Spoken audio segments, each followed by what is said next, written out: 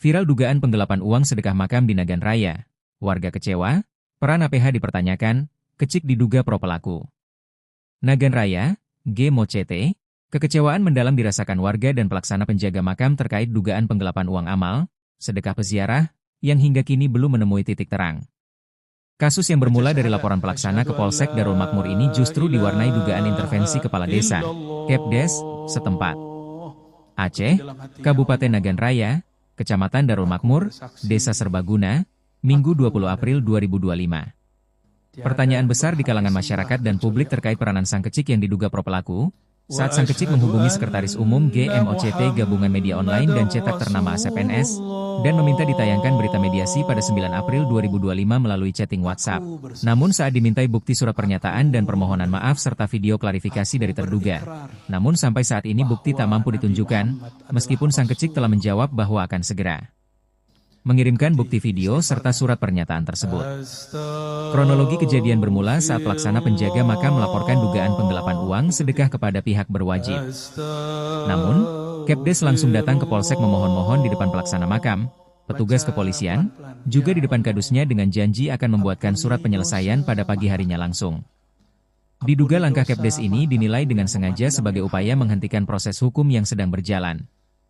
Lebih lanjut, Kepdes kemudian meminta arahan dari Camat Darul Makmur. Menariknya, Camat justru menyarankan agar surat penyelesaian dibuat sesuai keinginan pelaksana agar masalah cepat selesai dan tidak terulang kembali. Meskipun surat telah dicetak, namun hingga kini belum ditandatangani oleh pihak-pihak terkait dan pelaku terduga. Pelaksana yang telah hadir di Polsek pada malam 12 April 2025, akhirnya urung melanjutkan proses hukum karena janji Kepdes tersebut.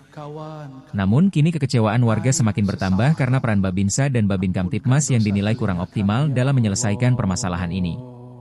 Warga mempertanyakan kinerja aparat keamanan dalam menjaga keamanan dan kenyamanan bagi masyarakat. Mirisnya, Kecik dalam masalah pencurian buah kelapa sawit milik salah satu warga desa tetangga, langsung ditanggapi serius pada saat pembuatan surat. Begini isi inti poinnya, pertama saya dengan sukarela memberikan kereta saya sebagai jaminan untuk menghadirkan rekan saya dalam waktu 2 minggu. Inti poin kedua, jika saya tidak dapat menghadirkan rekan saya, maka saya dengan sukarela memberikan Honda saya.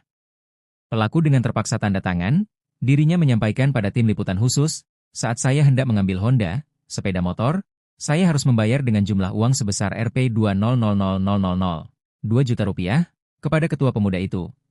Tindakan Kepdes yang dinilai tidak sesuai aturan, tidak bijak, dan tidak transparan, membuat warga mendesak aparat penegak hukum, APH, untuk segera menuntaskan kasus dugaan ini.